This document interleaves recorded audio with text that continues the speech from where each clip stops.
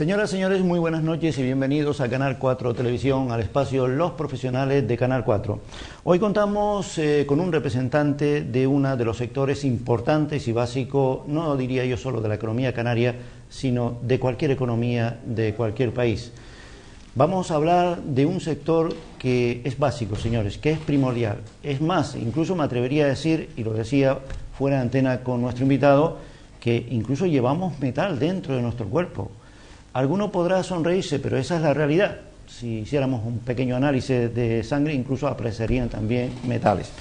No se asusten, no vamos a hablar de medicina ni de metales en nuestro cuerpo. Vamos a hablar de FEMEPA.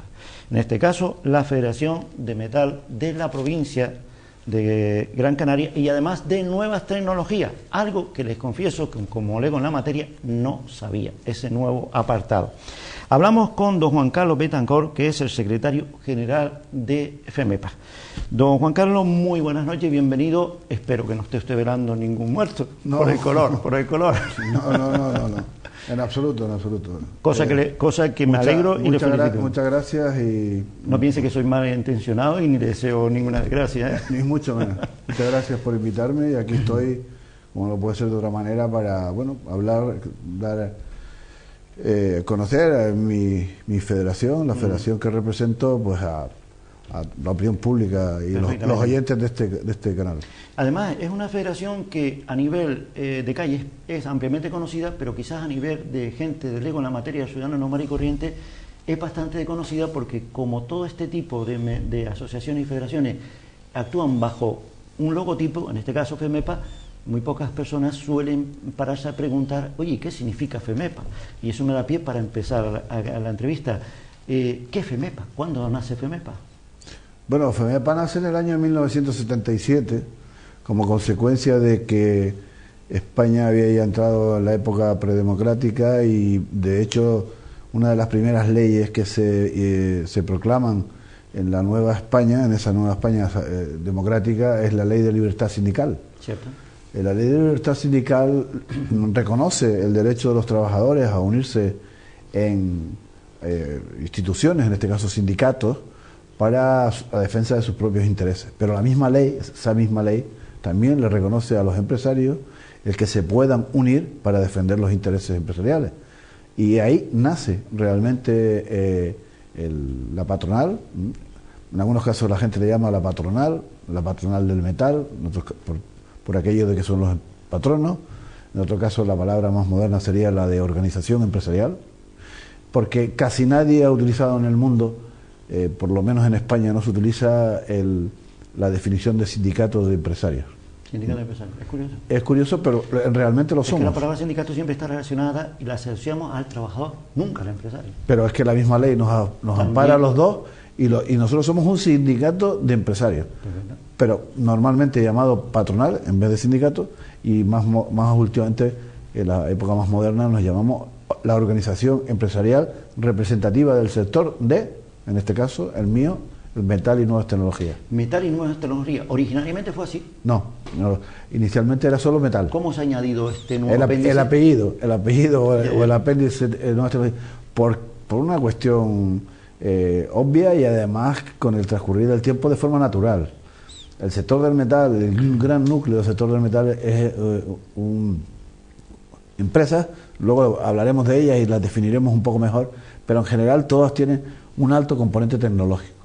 La tecnología, el cambio modelo tecnológico, como consecuencia de la necesaria investigación, primero el desarrollo de la famosa I+D y hoy por hoy la innovación, que es quizás la SAI más pequeña, pero que es da lugar a nuevos procesos, da lugar a nuevas situaciones, da lugar a nuevos productos, da lugar a un paraguas que se llama nuevas tecnologías. Los casos quizás más porque casi todos los sectores tienen contenido tecnológico, pero por definir las nuevas tecnologías definiríamos todo lo que tiene que ver con las telecomunicaciones, con la informática, con las comunicaciones, con las energías renovables. Eso ha invadido nuestra vida ya. Sí, hoy en día es bastante normal. Forma parte de nuestra vida. O sea, que estoy en su casa por la mañana, se va a preparar un café, aprieta un botón, o un submarino aprieta un botón, ahí está FEMEPA. Sí, en cierta manera. En cierta manera está...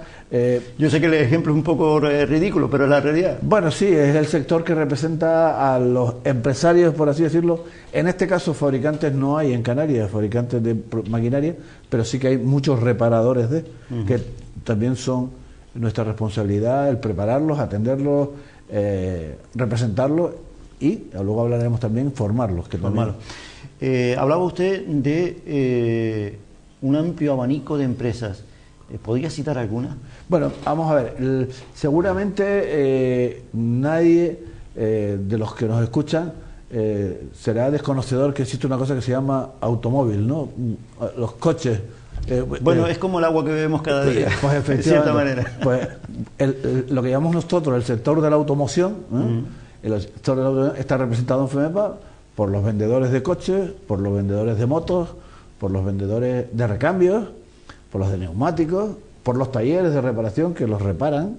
Claro. O sea, todo el mundo, todo el automóvil increíble de mecánica está ahí. Está en FEMEPA. Luego hay otro mundo que es otro de nuestros pilares. No hace falta decir que el automóvil es uno de nuestros grandes pilares. Nosotros tenemos, digamos, 5 grandes pilares, por llamarlo de alguna manera. Hay otro que en los últimos años probablemente sea el sector que mejor ha aguantado esto de la crisis, y enseguida también los oyentes lo van a entender, que es el sector de las reparaciones navales. Por cierto, muy importante. Por eso le explico. Somos puente para África y América. Bueno, es que muchos de nuestros oyentes televidentes seguramente desconocerán la importancia que tiene este sector. El sector naval. Y sobre todo en el puerto de La Luz y de Las Palmas de Gran Canaria, que se ha convertido en los últimos 10, 12 años en uno de los grandes 4 o 5 centros de reparaciones del mundo, que no es cosa de... Aparentemente una cosa tan humilde. ¿Tenemos ese poder? ¿O tenemos esa capacidad? Yo, con todos los respetos, el puerto de La Luz no es nada humilde. No, yo digo humilde por aquello de que siempre en algunos sectores nos ha considerado, son 7 puntos suertitos en el Atlántico. Le voy a explicar. El mundo de las reparaciones tiene poco que ver con el de la construcción de barcos. Ajá. Nosotros nunca hemos construido barcos aquí. Lo que tenemos son varios astilleros, 2 astilleros, uno muy grande y otro no tanto, pero 2 astilleros que se dedican a la reparación. ¿Vale? Antaño, el negocio, por así decirlo, estaba en la reparación de los barcos que estaban en los caladeros cercanos a Canarias, en el Banco Canario Sahariano, fundamentalmente, y que seguramente todos recordarán que estaban las flotas rusas, chinas, japonesas, cubana, coreana, la española tenía su importancia. España llegó a tener casi... ¿Estamos hablando de los años 80? Efectivamente, los finales de los 80, donde probablemente había una flota entre unas nacionalidades y otras, casi 1000 barcos con base en el puerto de La Luz. Increíble. Luego se desarrolla, para atender a esa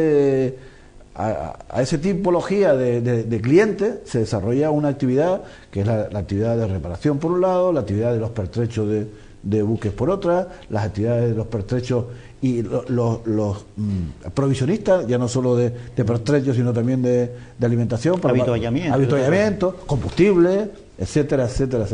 Pero en nuestro sector, el barco de pesca tradicional, con sus diferentes dimensiones, pues después de faenar, pues tiene roturas y además tiene que pasar unas revisiones periódicas y tiene que obtener una serie de certificados de funcionamiento, una especie de ITV, que en aquella época eran mucho menos exigentes de lo que es ahora. Pero esos clientes se nos fueron. Los tratados de pesca con Mauritania, los tratados de pesca con Marruecos, la Unión Soviética se fue a pique, Cuba, su flota que se la mantenía la Unión Soviética dejó de tenerla, los barcos coreanos, japoneses o chinos abrieron su mundo y se fueron a otros caladeros con menos problemática que los que había aquí, porque aquí eran a base de licencias y además pagadas por la Unión Europea, reduciendo. Tal es así que la renovación de los acuerdos pesqueros tanto de uno de Mauritania como Marruecos no llegan ni a 80 o 90 barcos, de lo que estamos hablando de 1000. De aquella época. Que eso fue fundamental. Luego, todo ese sector también atendía de forma ocasional, o permanente, pero no de forma tan directa, pues el tráfico entre islas. pero en aquella época, si usted recordará, había 3 ferries. Dígamelo a mí que fui estudiante en La Laguna. Pues ya, que más de una vez ya sabrá usted lo sufrí en carne propia. Lo que sufrió, había que ir, que eran 3 veces a la semana o 4 lo que había y cierto, punto, cierto, ¿no? Sí, señor. ¿Cuántos ferries hay ahora? Oh, increíble. Ya, y no, ¿cuántos viajes diarios hay ahora? Vale, pero ¿cuántos barcos? Porque a fin de cuentas, en el negocio que estamos nosotros lo comprendo. ¿Cuántos barcos hay? ¿No? Sí. O sea, se ha multiplicado por 20 ya solamente en el tema del tráfico viajero. Interinsular, ¿no? Y con la... Bueno, también está el típico cliente de cabotaje, ¿no? El que tiene una línea que va de aquí a no sé dónde y que pasa habitualmente por aquí, que reparaba porque estaba en mejores condiciones. Bueno, pero eso no es nada, absolutamente nada, comparable con lo que hace 10 años un grupo de empresarios con muy buena visión, con una apuesta decidida por parte de la autoridad portuaria, quien estuviera entonces de la autoridad portuaria, sin entrar en historias políticas. No, la política fuera, hablamos de lo que es los profesionales. Una estrategia muy bien diseñada, dio como consecuencia que el puerto de La Luz y Las Palmas se esté posicionando hoy en día como un gran centro de reparaciones, fundamentalmente lo que le llamamos el negocio offshore, que significa fuera de, y por tanto es plataformas petrolíferas de prospecciones en el mar. Ahora están de moda. Están de moda, y sus barcos asistentes. Porque cada una de estas plataformas de prospección tienen al menos entre 3 y 7 barcos de asistencia. Por poner una cosa que lo va a entender todo el mundo.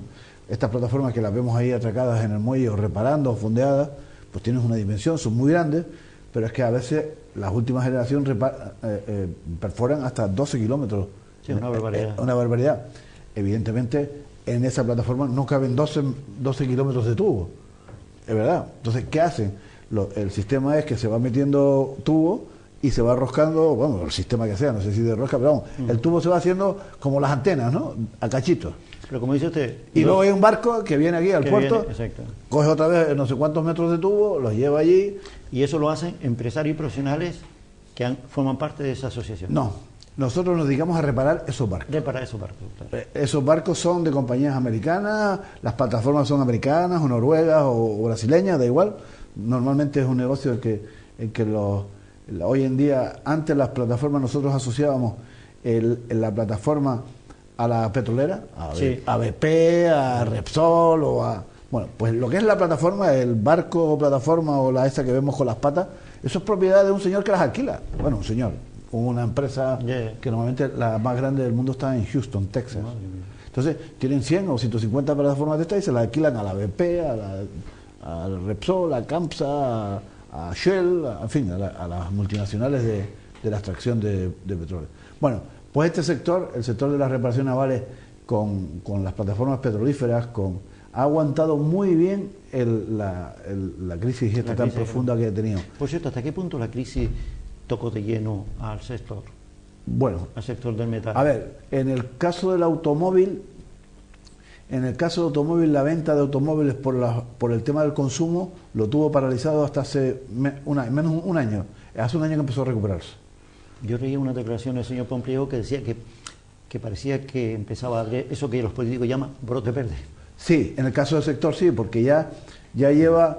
Hablo de coche de primera mano. Sí, ¿no? Sí, coche no, sí, pero ya ayer presentaron en la Confederación de Empresarios, ayer o antes de ayer, el martes, presentaron las cifras de la venta de vehículos nuevos correspondiente al mes de enero del 2015. Se nota ya un poco... No, y que, repito, lleva más de 11 meses continuamente azules, o sea, positivo. Positivo. Entonces ya no es una cosa de que un mes, porque antes uno veía la cifra y un mes era... Esto no es la bolsa, esto es la realidad. Esta es la realidad, efectivamente. Ya sí. Ese es un dato en el sector del automóvil. Luego está el dato, pero lo pasaron mal, entre el 8... Decía usted que el sector del automóvil es fundamental, el sector naval también es fundamental. Sí. Estamos hablando de sectores potentes. Sí. Bueno, y ya le digo que en el automóvil, con sus distintas facetas, el vehículo nuevo lo pasó muy mal hasta hace un año. Sí. En el intermedio, el usado se defendió, porque claro, como no se vendía nuevo, usado, y los talleres, los servicios de reparación y los de recambio, que es la postventa, pues digamos que estaríamos con caídas alrededor del 15% de la actividad en números más o menos globales, 15-20%, que no fue una masacre. Afectó general. Pero, don Juan, a las dos ventas. Sin embargo, le puedo contar una anécdota real. Yo conozco mecánicos que precisamente gracias a la crisis han subido. Sí. Porque, como bien usted apunta, oye, te sale más barato reparar que comprar nuevo. Me estoy refiriendo al sector del automóvil. En ese aspecto, el mecánico pues vio que su negocio funcionaba. Evidentemente la crisis afectó a todos. Sí, a ver, es que es un sector muy atomizado, el de los talleres, cierto, atomizado, y donde hay mucho empresario. Entonces, es muy difícil que afecte por igual a... Pero digo, por eso, generalizando, podría haber un retroceso en la cifra de todos los años, desde el 8 al 14, un 15%, que eso no es una crisis profunda, es bueno un negocio que se ha, digamos, paralizado y hay que adaptarse. Estamos hablando de Canarias, no estamos hablando de la península. Por supuesto. Lo que para la península es una crisis profunda, a nosotros puede ser... Sí, pero es que aquí, por ejemplo, bueno, que también ocurrió en la península, pero aquí, de verdad, ya que estábamos con la otra gran pata del sector del metal, es lo que llamamos el sector anejo a la construcción. Porque en el sector del metal, en FEMEPA, están los instaladores electricistas, los fontaneros, los instaladores de gas, los instaladores de aire acondicionado, los instaladores de contraincendio. Eso se llama las tripas del edificio. No, eso se llama las tripas de un edificio. De un edificio, claro. Pero como sin eso no funciona. Pero como la crisis, lo primero que se cayó fue el edificio. Fue el edificio, es cierto. Sí. Pues se han cargado arrastró todo eso. Todo eso. Esos son los sectores que han sufrido de verdad una crisis importante. También el tema de carpintería metálica, que también está bueno, yo no... Estamos ahora haciendo un estudio con datos más correctos, pero de nuestras estimaciones, en estos sectores es fácil que hayamos perdido el 50% de las empresas. 50%. ¿Ustedes se dan de cuenta de la pérdida del 50% por asociados que se dan de baja? Por supuesto, por asociados que se dan de baja, que entran en concurso, que tienen que despedir a sus plantillas, porque después todos esos servicios se los damos nosotros, de ayuda, de apoyo, pero ya el empresario no puede seguir, porque luego son un sectores que trabajaban mucho... ¿Estamos hablando de pequeño y mediano empresario? Sí, estamos hablando de pequeños empresarios, sí. Ya.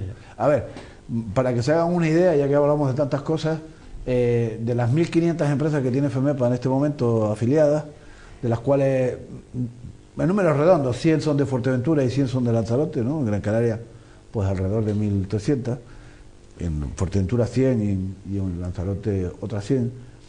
La media de trabajadores que tiene, la media de todas las 1.500 es de 8, lo cual son 8 trabajadores.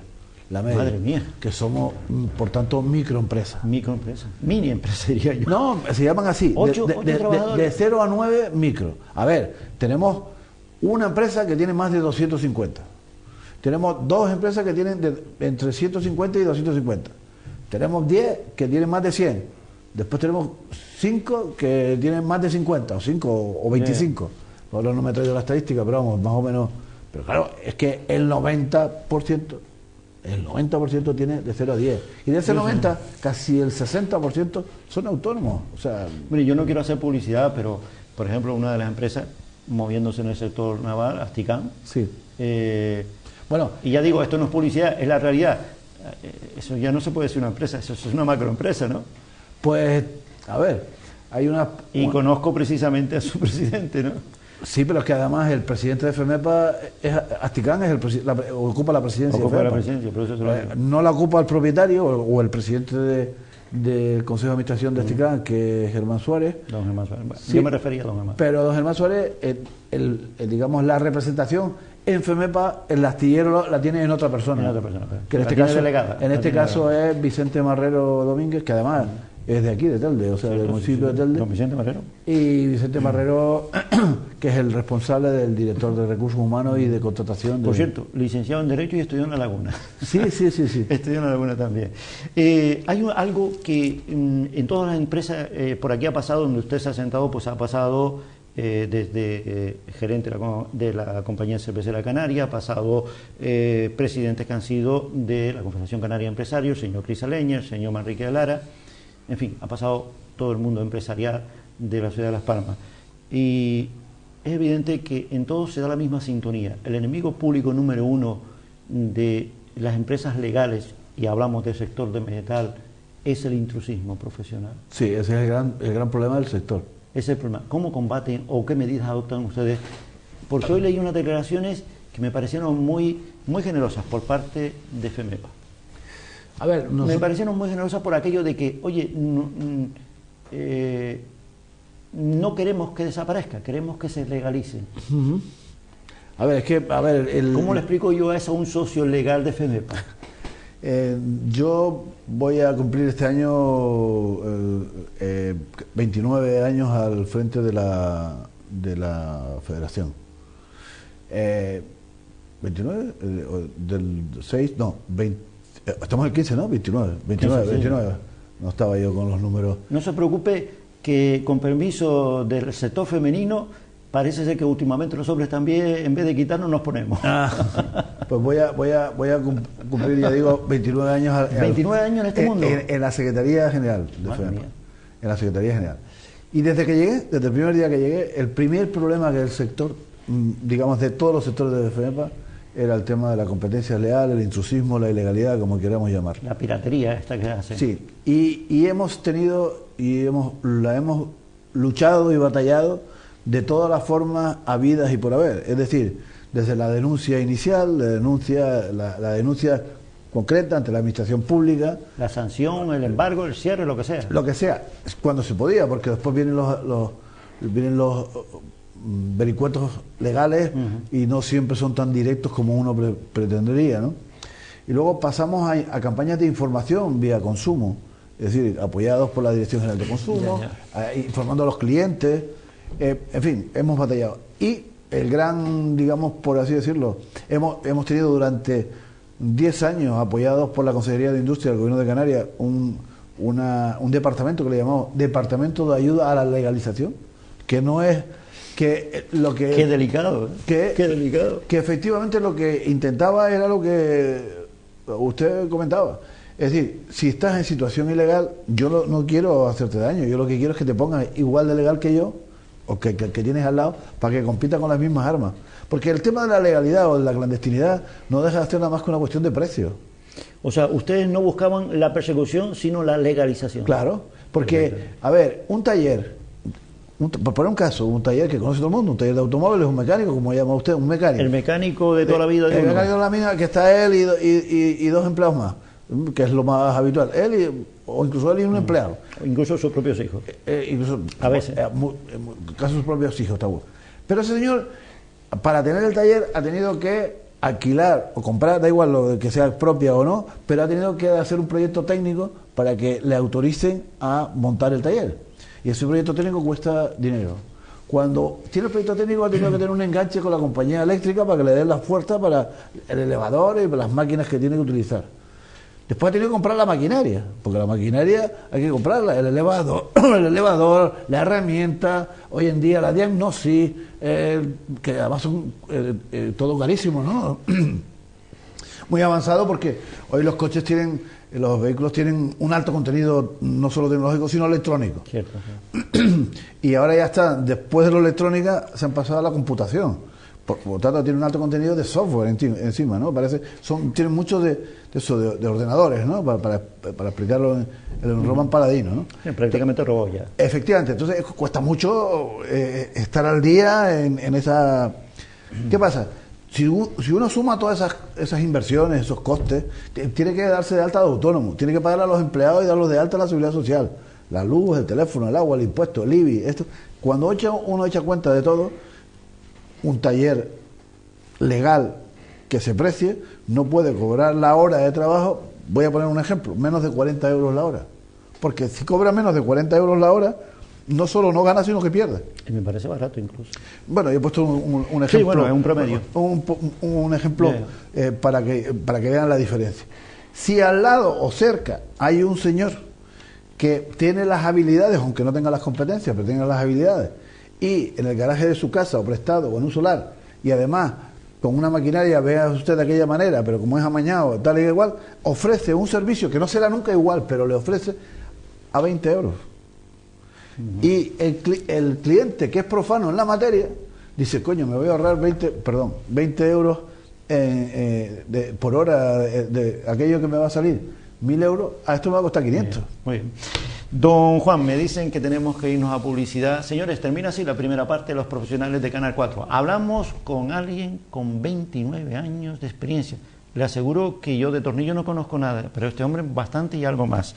Don Juan Carlos Betancor, secretario general de FEMEPA. Volvemos en unos minutos.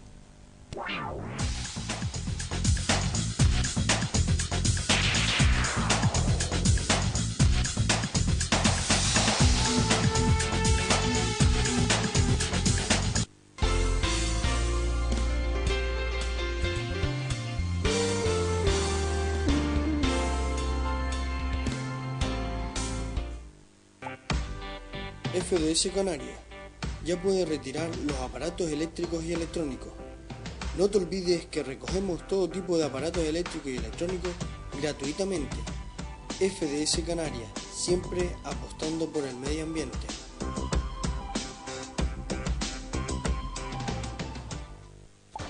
La cita con el deporte en Canal 4 es todos los lunes a las 9 de la noche en riguroso directo Canal 4 TV Deportes.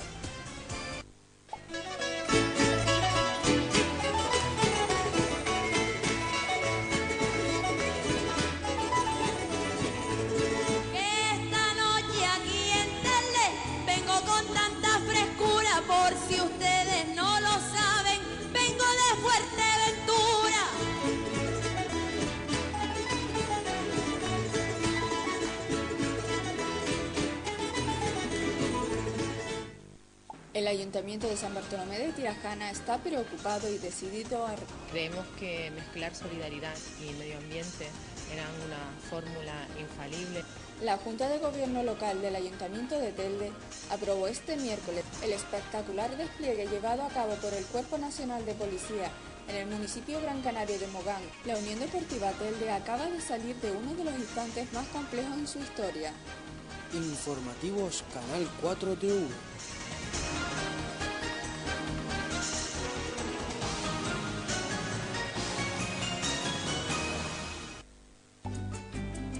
Hola, soy Juan Santana. Les invito a entrar en este espacio, Yemayá, donde nos vamos a encontrar de tú a tú, aquí en Canal 4 TV, de lunes a viernes, de 11 a 12 de la noche. Un umbral lleno de mucho misterio, de magia, de ilusiones, de fuerza y mucha energía. Les espero. Betavendi, empresa de gestión y venta de máquinas expendedoras. Con menos de un año de experiencia, ya cuenta con más de 300 máquinas expendedoras repartidas por toda la isla. Todas nuestras máquinas están dotadas de los últimos avances tecnológicos, así como también sistema de protección de venta menor. Betavendi agradece a sus clientes la confianza depositada y les invita a que conozca sin compromiso nuestro sistema de gestión y venta de máquinas expendedoras llamando al 928 70 68 24 o bien mandándonos un fax al 928 70 68 25. Betavendi, empresa de gestión y venta de máquinas expendedoras.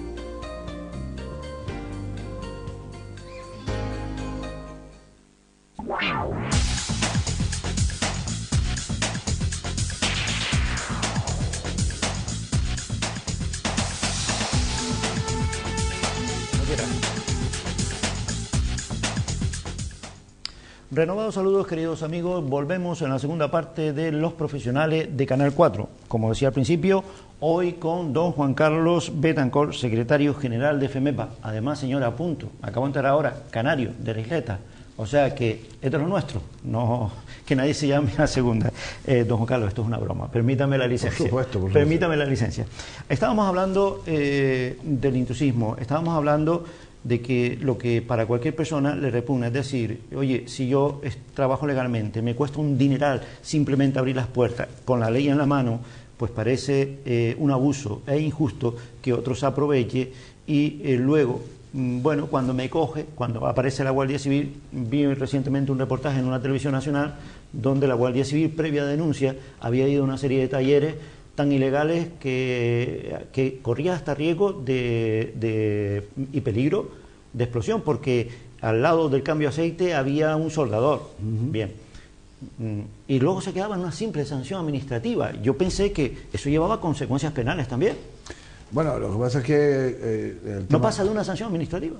Bueno, en esa fase no, pero porque la denuncia penal se tiene que producir por otras por daños reales, no supuestos, ¿no?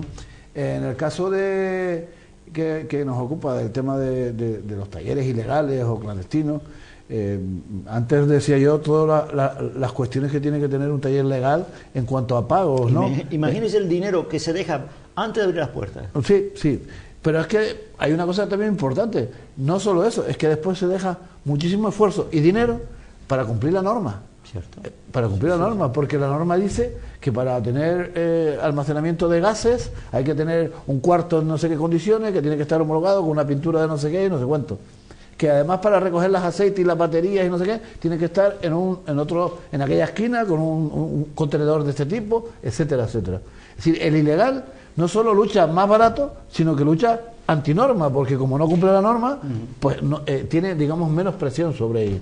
Por lo tanto, y que no se olvide, porque además mi mensaje fundamental es para los usuarios.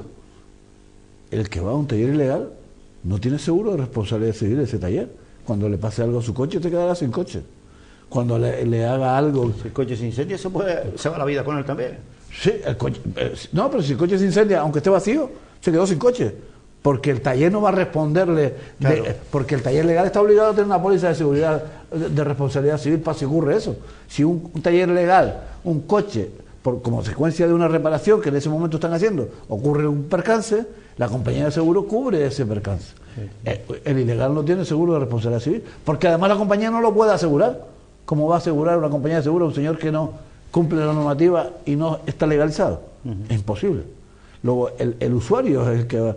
Y luego, tengan en cuenta que los talleres legales, por motivos de competitividad, seguramente, pero sobre todo por motivos de profesionalidad, están permanentemente formados, permanentemente cumpliendo las obligaciones. Hablaremos también ahora en materia de la labor de formación. Sí, en materia de seguridad. Es que el coche es un peligro, un coche mal reparado es un peligro, porque no es un peligro no solo para sí mismo, sino para el resto de los que van por la carretera. Por tanto, yo me gustaría decirles que hemos hecho tantas cosas para luchar contra la clandestinidad y no hemos acabado con ella. Lo que podemos hacer es mitigarla, y lo que hacemos es estar permanentemente en este tipo de programas, en nuestras comunicaciones vía correo electrónico, nuestras comunicaciones vía web, en nuestros portales, en las publicidades que hacemos de forma periódica, insistiendo para que el usuario, porque tengan en cuenta una cosa, si el usuario dijera no voy a un taller ilegal, se acabarían los ilegales, porque es el usuario el que toma la decisión de ir a un taller ilegal. Si no fueran, se acabaría. Pero don Juan Carlos, FEMEPA, yo imagínense que soy socio de FEMEPA y me encuentro que 2 calles más abajo de donde yo vivo hay un taller, o de mi taller hay un taller ilegal. Yo voy a FEMEPA y denuncio esto a FEMEPA. ¿FEMEPA tiene gabinete jurídico para tramitar mi denuncia? Por supuesto. ¿O tengo yo que buscarme, como se dice vulgarmente, la vida? No, primero tiene gabinete jurídico, y segundo que en ese caso el empresario que denuncia estaría amparado por la más absoluta confidencialidad. Confidencialidad, cierto. O sea, de hecho, por ser el representante de FEMEPA a esos efectos, las denuncias las firmo yo. Yo soy el firmante de todas las denuncias y yo no tengo ninguna empresa, no tengo ningún taller, pero yo soy el que denuncia. Pero el secretario general. Pero soy el secretario general que lo representa a todos. Y puedo denunciar un taller, un instalador, un fontanero, un carpintero metálico, la denuncia que se produzca. Y tiene unos trámites esa denuncia. Este año, a finales del año pasado, hicimos 2 proyectos de lucha contra la economía sumergida, contra la clandestinidad. Lo que se llama dinero negro.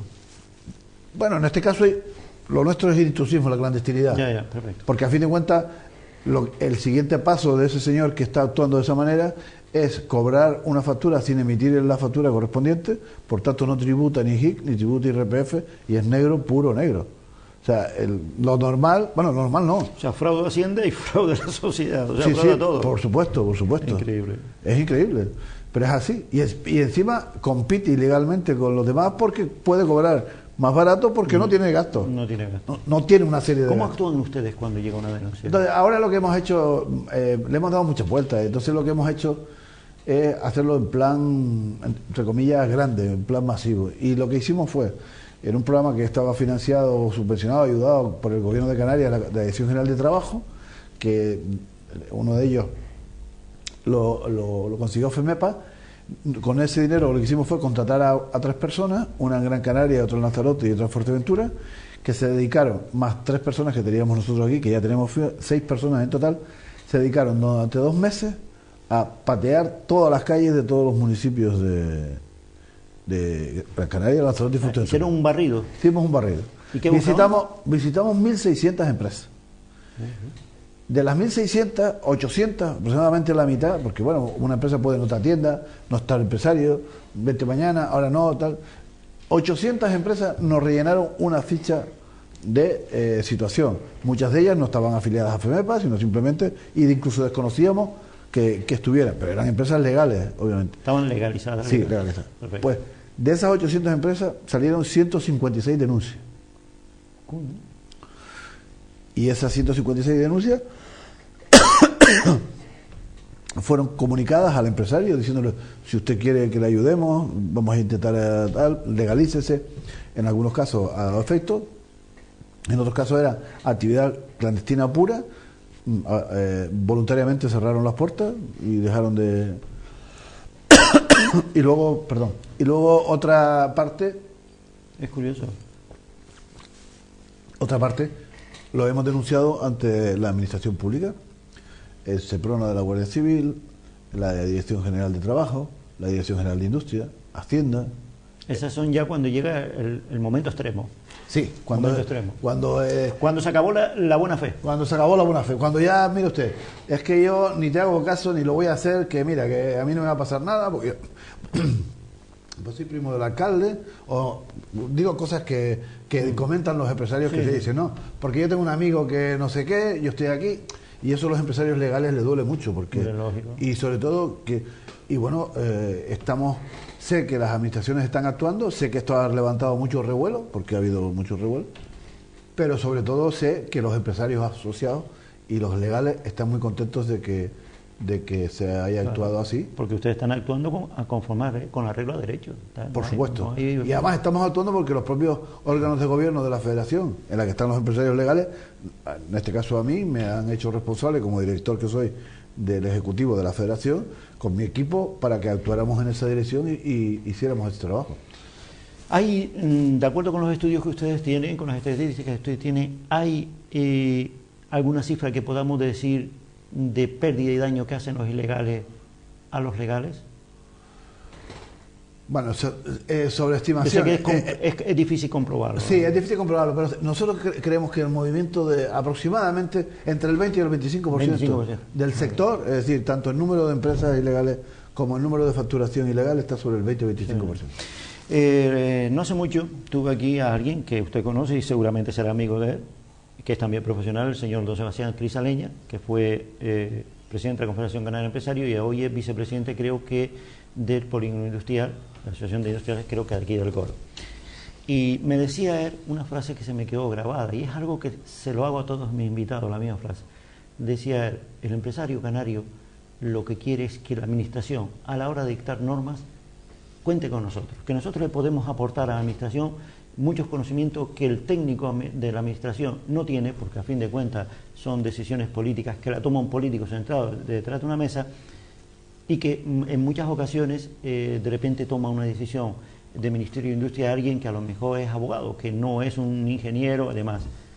Y él decía, lo que le pedimos siempre a la administración es que cuando se hagan normas y se tomen decisiones, se llame a consenso con la parte que estamos en la calle, con los que realmente somos el destinatario único de esas decisiones. ¿Ocurre esto con FEMEPA?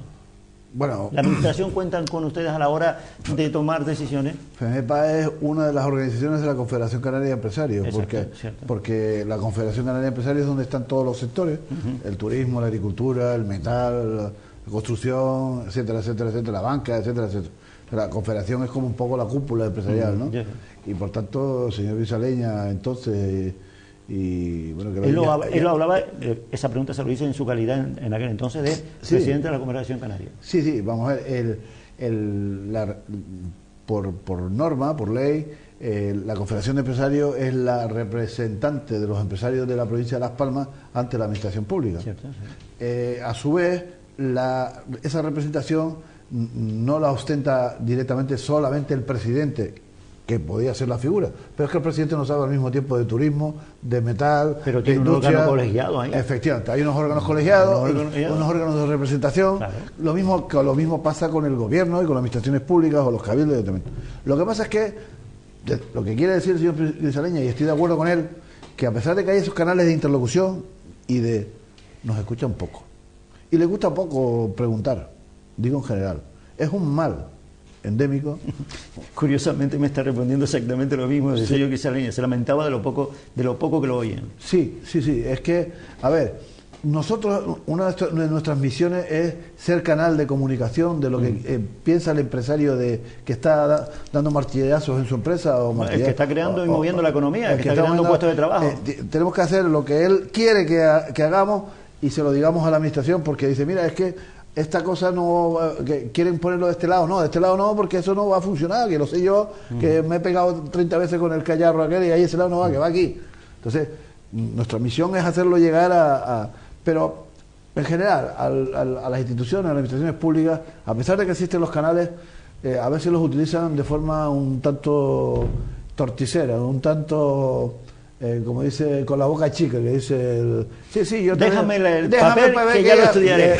Claro, sí. No, yo te voy a aceptar las propuestas, tú las haces y tal igual. Pero luego al final... Me recuerda aquello de aquel Mariano José Lara, le falta un sello de una peseta, vengo esta mañana. Eso es, sí. Con ustedes más o menos Hombre, bueno, hay excepciones como siempre. Hay excepciones, la cosa ha mejorado muchísimo. Es verdad que nuestra misión, una de nuestras grandes misiones es esa interlocución. Tenemos muchos frentes abiertos, la Consejería de Industria para unas cosas. Es que el mundo de ustedes es todo. Sí, tenemos la Consejería de Economía para otra, la Consejería de Empleo para... Pero no se había hablado. Yo recuerdo que hace un año se había hablado, y además... Tal fecha como hoy, que estamos ya en pre-campaña electoral en muchos sitios, se hablaba de una ventanilla única, que el empresario el que quiera abrir una empresa, y no tenga que estar presentando 20.000 papeles, sino una ventanilla única donde allí lo presenta todo. Y en caso que tenga duda, va a su confederación, que le asesora, que para eso tiene unos servicios jurídicos, unos servicios de gestoría. Mira, esto, toma el sobre y ya lo presenta todo. Se hablaba de excesiva burocracia o burocracia. Bueno, yo creo que cuando se habla en estos términos es mucho más de burro que de burro. A ver, burro porque algunos que se ponen muy burros, de verdad. Hombre, los abogados decimos a veces que en los juzgados vemos burros volando. Bueno, y en algunos otros sitios también. Y en las administraciones públicas no vuelan, pero los burros sí pero hay. Se sabe que hay. Pero saben que hay, ¿no? Es decir, también no es una generalidad, pero por supuesto que no podemos generalizar, pero lo que sí es verdad es que hay demasiada burocracia.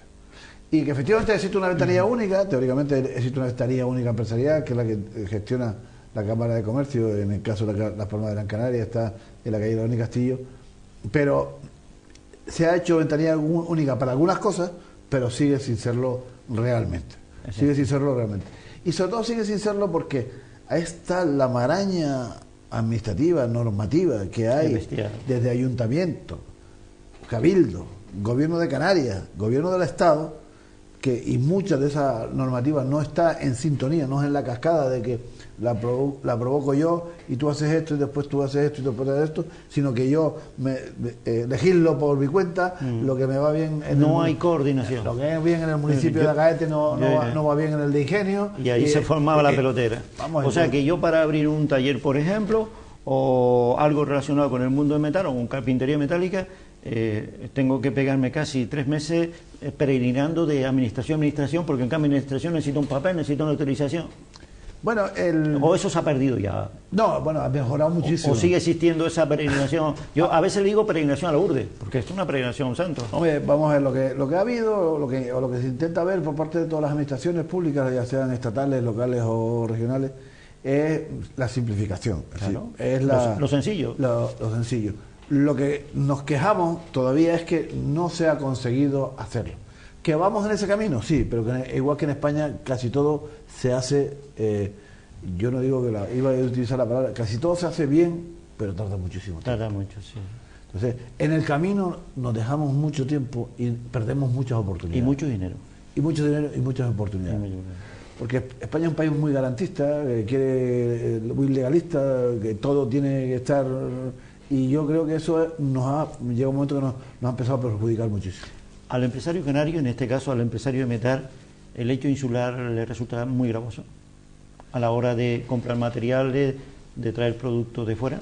Igual que al resto de sectores de la actividad. Es decir, sufrimos lo mismo que sufren el resto, el AIEM, sufrimos en la doble aduana, sufrimos en algunos casos de forma directa, porque en el sector del metal también están las empresas de comercio del metal, los que comercian con maquinaria, los que comercian con muebles de oficina, los que comercian con una serie de actividades que son especializadas. Relacionadas con el mundo del metal. Más o menos, sí, porque antes los muebles de oficina eran de metal, los primeros, ¿te acuerdas? Sí, había mesas de oficina. De mesas de oficina, que sí, de metal. Entonces los mobiliarios de oficina tradicionalmente ha estado en nuestro sector.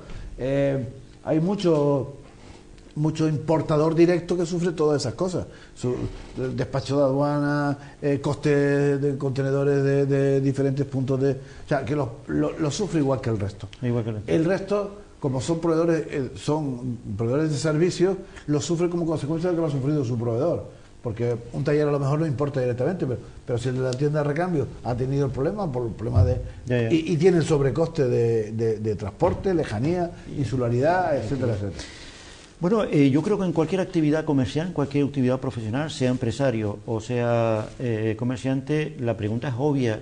Desde el punto de vista de FEMEPA, de los profesionales de FEMEPA, la situación impositiva es agobiante, es normal, tiende a bajar o tiende a aumentar.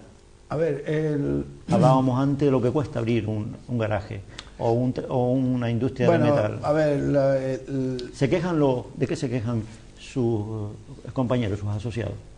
En cuanto a este tema, situación impositiva, oye, es que cada día aumentan más los impuestos. Es que la presión fiscal les afecta igual que el resto de los ciudadanos y el resto de los profesionales del país. La presión fiscal en este país ha subido mucho en los últimos tiempos. Ya lo sé. Por tanto, lo sufren como los demás.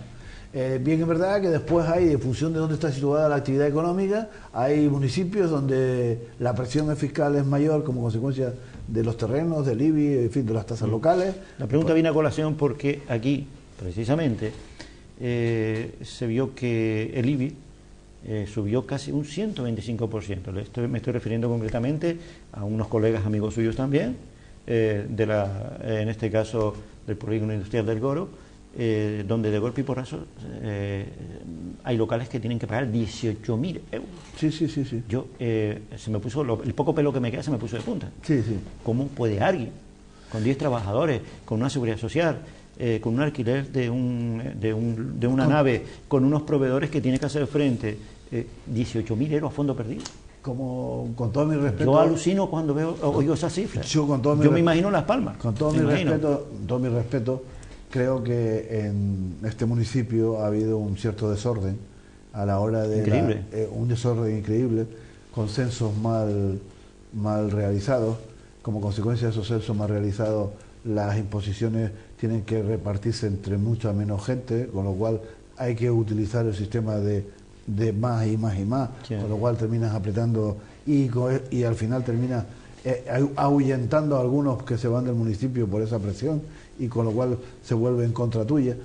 Desde mi punto de vista es muy mejorable la gestión recaudatoria en Telde, y es verdad que se produjo el año pasado, el 2012 sí, o 2013. Aquí fue denunciado. Sí, aquí fue denunciado. Este municipio yo tengo también. Parece ser que ahora hay cierto acercamiento. La presión que hizo el mundo empresarial sobre el propio ayuntamiento les hizo corregir inicialmente determinados tipos. Sí, les hizo corregir, y además lo hemos encauzado de otra manera y está normalizándose, pero así todo es una presión pero yo creo que fuerte. Ahora mismo, viendo esas cantidades, además las cotejé porque me permití el lujo de solicitar un certificado, ellos me lo trajeron también, me quedé asombrado. ¿Cuál es el futuro a corto y medio plazo de lo que es el sector metal en nuestra provincia de la Gran Canaria, en este caso a través de FEMEPA? ¿Cómo lo ves? Bueno, vamos a ver. La pregunta viene, se lo digo porque oyendo recientemente esto que se da en llamar el Estado de la Nación, que ya yo no sé qué nos queda de esta nación, pues sigo oyendo, y mire que no quiero hablar político, pero sigo oyendo hablar a los políticos de que si vamos a subir un 2,4%, que vamos a crear empleo.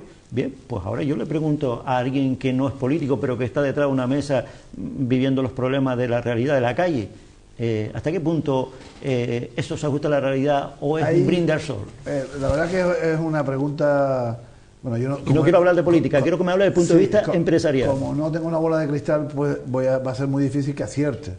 Lo cual no sí, pero usted tiene sentido común. Lo cual no quiere decir que con mi sentido común pues le diga, pues. Primera cuestión es que el sector del metal, el trabajo que genera es un trabajo normalmente de larga duración y estable.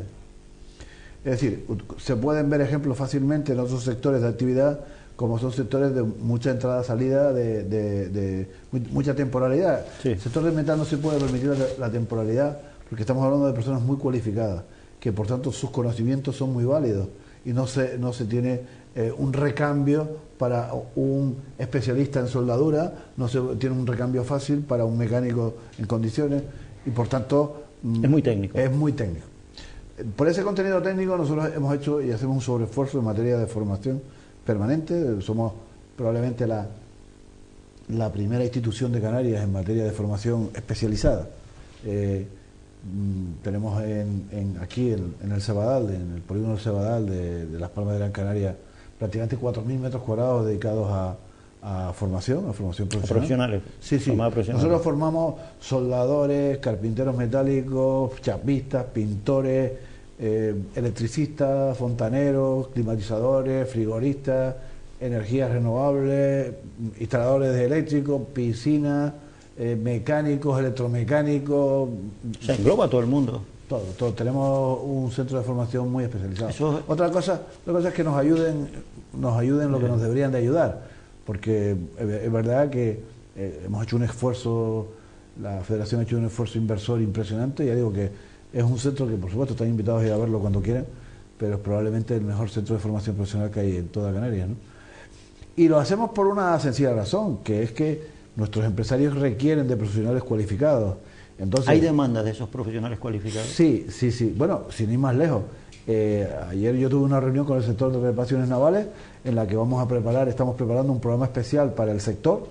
El sector en el último año ha contratado cerca de 800 personas y de las 800 no llega al 10% Canarias. Pues entonces está dando fruto ese centro. El problema está en que si las personas que están aquí no están formadas, difícilmente vienen otros. Los están trayendo de otros países, fundamentalmente países del este. Primero los nuestros, que para eso estamos. Sí, pero hay que formarlos. Hay que formarlo. Y la gente tiene que formarse. Ciertamente. Don Juan Carlos Betancor, se nos ha ido el tiempo. El tiempo en la radio y en la televisión se va volando. Muchísimas gracias, ha sido un placer conocerlo. Secretario General, señores, de FEMEPA e Innovaciones Tecnológicas, Nuevas Tecnologías. Y nuevas tecnologías. Pues nada. Ha sido un placer. Felicidades a FEMEPA porque de todo lo que acabo de oír, lo último ha gustado, formando a gente canaria. Sí, pero es nuestro deseo que la gente canaria se forme, que lo formemos bien y que trabajen en las empresas canarias que les pueden contratar. Por cierto, sí. Señores, muchas gracias por su asistencia, por su atención. Así termina un jueves más los profesionales de Canal 4. Que sean felices, muy buenas noches y hasta el próximo programa.